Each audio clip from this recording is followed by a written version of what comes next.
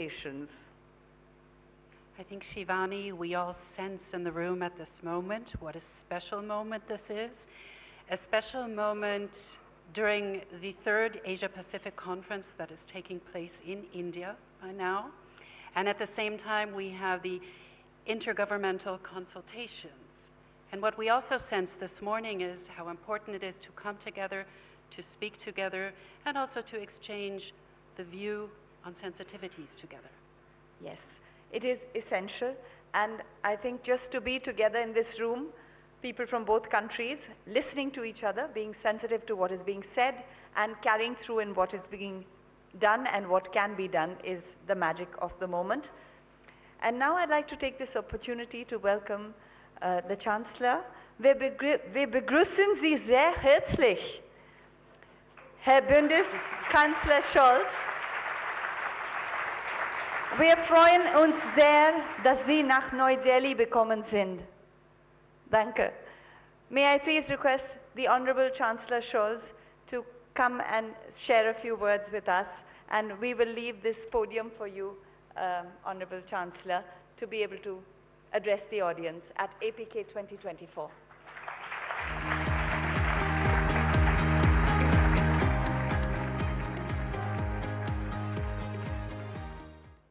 Prime Minister Modi, Ministers, Mr. Bush, distinguished friends and guests of the Asia-Pacific Conference of German Business. A few days ago, economists Darren Acemoglu, Simon Johnson, and James Robinson were awarded the so-called Nobel Prize in Economic Sciences. They received this prestigious accolade for their work on how democracies and democratic institutions spurs prosperity and economic growth. I think it's important that they all worked on this and wrote a lot of letters and text on this question. And Simon Johnson added in a recent interview that true, genuine, inclusive democracy matters very clearly when it comes to economic success. The organizers of this year's Asia-Pacific Conference of German Business probably didn't foresee the decisions by the Royal Swedish Academy. But by inviting us to India, you had the right instinct. Today, we are meeting in the world's biggest democracy, the fastest growing major economy in the world with the most rapidly expanding renewable energy sector of any major economy. A country at the heart of the world's most dynamic region, the Asia-Pacific. In a nutshell, the Asia-Pacific Conference has come to the right place at the right time. Prime Minister Modi, thank you very much for your kind hospitality, and thanks also to our co-hosts Robert Habeck and Roland Busch, and of course to you, Minister Goyal, for organizing this conference.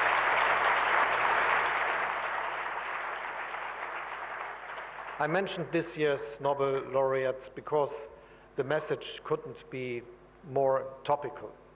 Not only do many democracies face pressure from within, from populists and extremists who peddle simplistic solutions to highly complex problems. What also worries me is an erosion of international institutions and the rules that we have created through them. As the three Nobel Prize laureates tell us, this is not just a political problem, but also an economic one. Because a world where reliable institutions and common rules erode is a more unstable world, a less prosperous world, a poorer world. The world of the 21st century is something where progress is a question we have to work for. But in a multipolar world, there is no global policeman, no single watchdog monitoring our common rules and institutions. Each and every one of us is called upon to defend and uphold them. If Russia was to succeed with its illegal, brutal war against Ukraine, there would be repercussions far beyond Europe's borders. Such an outcome would endanger global security and prosperity as a whole. The Middle East remains another constant source of tension and a stark reminder of the human cost of division and the world's inability to reach political solutions. The Korean Peninsula, the South and East China Sea all remain flashpoints of potential conflicts, even though we all hope that these conflicts can be contained. So my first message to all of you today is this: let us do whatever we can to bring about political solutions to these conflicts, solutions that are based on international law and the principles of the UN Charter. This is not only an ethical and political obligation. It is also imperative if we want to safeguard prosperity and trade and economic cooperation. We need to match words with deeds. The visit of a German frigate to India, as well as to Japan, Korea, and Southeast Asian countries, underlines our commitment to open seas and international law. At our intergovernmental consultations with India, we also want to deepen our cooperation on defense and agree to bring our militaries closer together. Our overall message is clear: we need more cooperation, not less. Globalization has been and remains a tremendous success story for all of our nations. Around 1 billion people in developing and middle-income countries alone have joined the middle class thanks to global value chains, cross-border investments, and economic cooperation. Many countries in the Asia-Pacific region are perfect examples here. This is why I keep telling the proponents of deglobalization and decoupling, or whatever the protectionists' policies are being called these days, let's be careful. In the short term, those concepts may sound tempting, but ultimately they lead to weaker growth, higher prices, lower global prosperity, and less competition, which in turn means less innovation. We need to take a different approach, one that I would like to call being open without being naive. Yes, we must avoid one-sided dependencies, particularly in areas of strategic important critical raw materials and certain technologies, for instance. But for us, de-risking doesn't mean less trade or less openness. For us, de-risking means diversification. And this diversification is happening. Look at how German-Indian business relations have developed in recent years. Relations that benefit both sides. Every week an aircraft from the Airbus A320 family is being delivered from my hometown, Hamburg, to India's booming airlines. And for Germany's Lufthansa, India has become the most important growth market in Asia. 50% of passenger wagons of Indian railways are based on a design by Linke Hofmann Busch, designed in Germany, made in India. Most of the train brakes are made by Knorr-Bremse, all of them produced in India. German cars dominate the Indian premium market and ramp up local manufacturing, creating thousands of jobs. In return, the modern software in a Mercedes-Benz vehicle comes from Bengaluru. And you, Mr. Busch, recently wrote in an article that Siemens is seeking to take industrial AI to the next level with the help of talent based here in India. Opportunities abound for both sides. And I could tell similar stories of German companies working in Indonesia, Malaysia, Vietnam, South Korea, Japan, or other countries in the region. We want to drive this positive development. Free trade is at its core. However, free trade doesn't mean trade without rules or institutions. On the contrary, a crucial institution when it comes to increasing global prosperity is the World Trade Organization. All of us are better off when its principles are respected again and we don't lash out on each other with tariffs. I'm personally committed to achieving this. On the one hand, this means restoring the legal system for setting trade disputes. And on the other hand, China, now an industrial giant, should give up the special treatment it has received as a developing country. Together, these steps can lead us to finally lifting the blockade at the WTO, a blockade which is a danger to free and fair trade. Countries of your region understand that. The comprehensive and progressive agreement for Trans-Pacific Partnership is an impressive commitment to free and fair trade. This agreement has spurred the European Union's own free trade ambitions with regard to the Indo-Pacific. Our existing agreements with Japan, South Korea, Vietnam, Singapore and New Zealand are a testimony to this. But we need to be more ambitious. We very much welcome the European Commission's finally resuming free trade negotiations with the Philippines and Thailand, and it is working towards resuming talks with Malaysia. We want to see the ongoing negotiations between the EU and Indonesia finalized and the negotiations between the EU and Australia resumed as soon as possible. And of course, we want a free trade agreement between the EU and India. My government is pushing for swift progress and rapid conclusions, and I'm sure that if we work on together on this, Prime Minister, this could happen in months rather than years.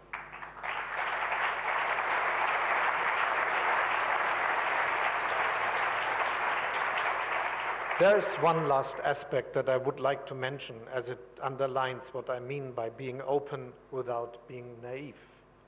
Only a few days ago, the German government agreed on a strategy to attract skilled Indian employees to Germany. Even today, Indians are the largest group of foreign students at our universities. Last year alone, the number of Indians working in Germany grew by 23,000. Their talent is a welcome addition to our labor market. And let me add, we don't just welcome talent from India to work in Germany, but from all of your countries. To make this happen, we passed one of the world's most progressive laws for labor immigration. We are digitizing our visa process, speeding up procedures and making them more user-friendly. At the same time, we are reducing irregular migration and facilitating returns of those who have no right to be in our country. The message is that Germany is open for skilled workers, but that we can decide who comes. This is important because only then will our citizens continue to accept our openness. This brings me back to the beginning of my remarks and the three winners of the Nobel Prize. One of the key lessons of their work is that open societies are more likely to prosper. We need to maintain the spirit of openness in our countries and in today's world. So let us be the ones that spread it. Thank you very much.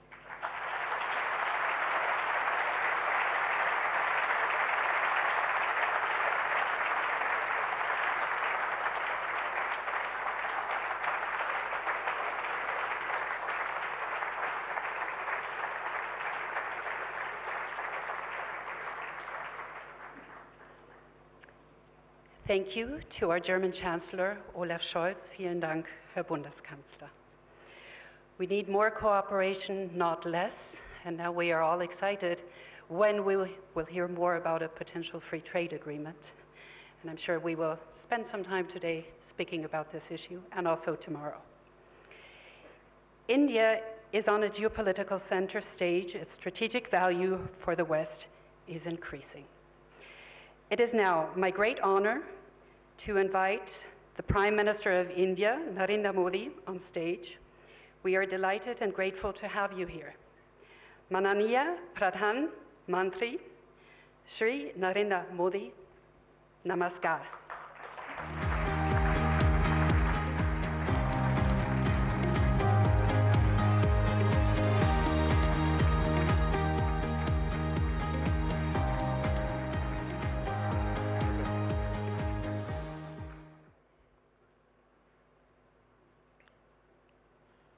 Excellency, Chancellor Scholz,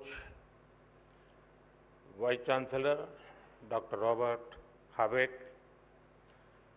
Bharat सरकार के मंत्रीगण, Asia Pacific committee of German business के chairman, doctor Bush, Bharat, Germany और Indo Pacific देशों के industry leaders, देवियों और सज्जनों, नमस्कार, गुटन टाग। साथियों, आज का दिन बहुत विशेष है। मेरे मित्र चांसलर शोल्ज चौथी बार भारत आए हैं। पहले मेयर के रूप में और 3 बार चांसलर बनने के बाद उनका यहां आना भारत जर्मनी संबंधों पर उनके फोकस को दिखाता है। 12 साल के बाद भारत में Asia Pacific conference of German business का आयोजन हो रहा है। एक तरफ यहां सीईओ की फोरम की बैठक हो रही है, दूसरी तरफ हमारी नौसेना साथ में अभ्यास कर रही है। गोवा में German naval ships port call पर है और अब से थोड़ी ही देर में भारत और जर्मनी के बीच 7वें इंटर गवर्नमेंटल कंसल्टेशन का भी आयोजन होना है।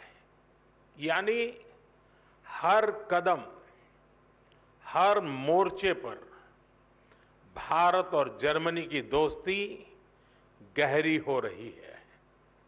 साथियों, ये साल भारत जर्मनी स्ट्रैटेजिक पार्टनरशिप का 25वां वर्ष है। अब आने वाले 25 वर्ष इस पार्टनरशिप को नई बुलंदी देने वाले हैं। हमने आने वाले 25 वर्षों में विकसित भारत का एक रोड मैप बनाया है। मुझे खुशी है कि ऐसे महत्वपूर्ण समय में जर्मन कैबिनेट ने focus on India document release किया है। विश्व की 2 सशक्त डेमोक्रेसीज, विश्व की 2 लीडिंग इकोनॉमीज साथ मिलकर कैसे फोर्स फॉर ग्लोबल गुड बन सकती हैं। फोकस ऑन इंडिया डॉक्यूमेंट में उसका ब्लूप्रिंट है।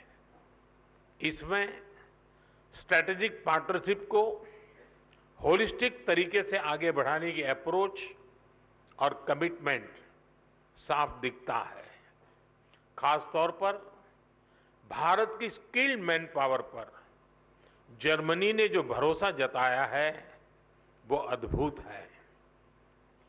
जर्मनी ने स्किल्ड भारतीयों के लिए हर वर्ष मिलने वाले वीजा की संख्या 20,000 से बढ़ाकर 90,000 करने का फैसला किया है। मुझे विश्वास है कि इससे जर्मनी की ग्रोथ को नई गति मिलेगी। साथियों, हमारी आपसी व्यापार $30 बिलियन से अधिक के स्तर पर पहुंच चुका है। आज एक तरफ सैकड़ों जर्मन कंपनियां भारत में हैं, तो वहीं भारतीय कंपनियां भी तेजी से जर्मनी में अपनी प्रेजेंस बढ़ा रही हैं। आज भारत डाइवर्सिफिकेशन और डी रिस्किंग का सबसे बड़ा केंद्र बनता जा रहा है। भारत ग्लोबल ट्रेड और मैन्युफैक्चरिंग का भी हब बन रहा है। ऐसे में आपके लिए make in India, make for the world का ये सबसे उपयुक्त समय है। साथियों, ईयू और एशिया पैसिफिक क्षेत्र के बीच संबंध मजबूत करने में एशिया पैसिफिक कॉन्फ्रेंस का महत्वपूर्ण रोल रहा है। लेकिन मैं इस मंच को सिर्फ ट्रेड और इन्वेस्टमेंट के सीमित दायरे में ही नहीं देखता हूं। मैं इसे इंडो पैसिफिक क्षेत्र और विश्व के बेहतर भविष्य की साझेदारी के रूप में देखता हूं। दुनिया को स्टेबिलिटी और सस्टेनेबिलिटी की जरूरत है, ट्रस्ट और ट्रांसपेरेंसी की जरूरत है। चाहे सोसाइटी हो या फिर सप्लाई चेन, हर मोर्चे पर इन वैल्यूज को बल देने की जरूरत है। इनके बिना कोई भी देश, कोई भी रीजन अपने बेहतर फ्यूचर की कल्पना नहीं कर सकता। इंडो पैसिफिक रीजन तो दुनिया के फ्यूचर के लिए बहुत जरूरी है। ग्लोबल ग्रोथ हो, पॉपुलेशन हो, स्किल्स हो, इस रीजन का कंट्रीब्यूशन और पोटेंशियल दोनों बहुत व्यापक है। इसलिए इस कॉन्फ्रेंस का महत्व और भी बढ़ जाता है। फ्रेंड्स, भारत की जनता एक स्टेबल पॉलिटी और प्रिडिक्टेबल पॉलिसी इकोसिस्टम को बहुत महत्व देती है। यही वजह है कि 60 साल बाद एक सरकार को लगातार थर्ड टर्म मिला है। भारत की जनता का ये ट्रस्ट बीते एक दशक में रिफॉर्म, परफॉर्म, ट्रांसफॉर्म वाली गवर्नेंस के कारण मजबूत हुआ है। जब देश का सामान्य नागरिक ये सोच रहा है, तब आप जैसे बिजनेस के लिए, आप जैसे इन्वेस्टर्स के लिए भारत से बेहतर स्थान क्या हो सकता है। साथियों, आज भारत डेमोक्रेसी, डेमोग्राफी, डिमांड और डेटा, इसके 4 मजबूत पिलर्स पर खड़ा है। टैलेंट, टेक्नोलॉजी, इनोवेशन और इंफ्रास्ट्रक्चर भारत की ग्रोथ के टूल्स हैं। इन सभी को ड्राइव करने वाली एक और बड़ी ताकत आज भारत में है। ये ताकत है एस्पिरेशनल इंडिया, यानी एआई, आर्टिफिशियल इंटेलिजेंस और एआई एस्पिरेशनल इंडिया की डबल ताकत भारत के पास है। और एस्पिरेशनल इंडिया को हमारा यूथ ड्राइव कर रहा है। बीती सदी में डेवलपमेंट को मुख्यतः नेचुरल रिसोर्सेज ने गति दी थी। 21st सेंचुरी को ह्यूमन रिसोर्स और ह्यूमन इनोवेशंस गति देने वाले हैं। इसलिए भारत अपने यूथ की स्किल्स और टेक्नोलॉजी के डेमोक्रेटाइजेशन पर बहुत फोकस कर रहा है। साथियों, भारत भविष्य की दुनिया की जरूरतों के लिए आज काम कर रहा है। हमारा मिशन एआई हो, हमारा सेमीकंडक्टर मिशन हो, मिशन क्वांटम हो, मिशन ग्रीन हाइड्रोजन हो, स्पेस टेक्नोलॉजी से जुड़े मिशन हो, डिजिटल इंडिया का मिशन हो, इन सभी का लक्ष्य दुनिया के लिए बेहतरीन और विश्वसनीय समाधान देना है। आप सभी साथियों के लिए इन क्षेत्रों में इन्वेस्टमेंट्स और कोलैबोरेशंस की अनेक संभावनाएं हैं। साथियों, भारत हर इनोवेशन को एक शानदार प्लेटफॉर्म और बेहतरीन इंफ्रास्ट्रक्चर देने के लिए कमिटेड है। हमारा डिजिटल पब्लिक इंफ्रास्ट्रक्चर, नए स्टार्टअप्स और इंडस्ट्री 4.0 के लिए अनंत संभावनाओं के द्वार खोल रहा है। आज भारत अपने फिजिकल इंफ्रास्ट्रक्चर को पूरी तरह से ट्रांसफॉर्म करने में जुटा है। रेल, रोड, एयरपोर्ट और पोर्ट में रिकॉर्ड इन्वेस्टमेंट किया जा रहा है। इसमें जर्मन और इंडो पैसिफिक रीजन की कंपनियों के लिए अनेक संभावनाएं हैं। मुझे खुशी है कि रिन्यूएबल एनर्जी को लेकर भारत और जर्मनी मिलकर काम कर रहे हैं। पिछले महीने ही गुजरात में जर्मनी के साथ मिलकर चौथा global renewable energy investors meet आयोजित किया गया है। ग्लोबल लेवल पर रिन्यूएबल एनर्जी में निवेश के लिए भारत जर्मनी प्लेटफॉर्म भी लॉन्च किया गया है। मुझे उम्मीद है कि ग्रीन हाइड्रोजन इकोसिस्टम की जो संभावनाएं भारत ने बनाई है, उसका फायदा भी आप जरूर उठाएंगे। साथियों, भारत की ग्रोथ स्टोरी से जुड़ने का यही समय है, सही समय है, जब भारत का डायनेमिज्म और जर्मनी का प्रिसिशन मिलता है, जब जर्मनी की इंजीनियरिंग और भारत का इनोवेशन मिलता है, जब जर्मनी की टेक्नोलॉजी और भारत का टैलेंट मिलता है, तब इंडो पैसिफिक के साथ साथ पूरी दुनिया का बेहतर भविष्य तय होता है। साथियों, आप बिजनेस वर्ल्ड से जुड़े हैं। आपका तो मंत्र होता है, when we meet we mean business. लेकिन भारत आना सिर्फ बिजनेस ही नहीं होता। भारत के कल्चर, कुजीन और शॉपिंग को आपने समय नहीं दिया तो आप बहुत कुछ मिस करेंगे।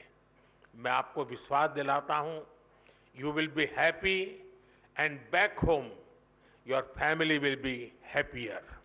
ये कॉन्फ्रेंस और भारत में आपका स्टे दोनों मंगल हो, इसी कामना के साथ आप सभी का बहुत बहुत धन्यवाद। Thank you.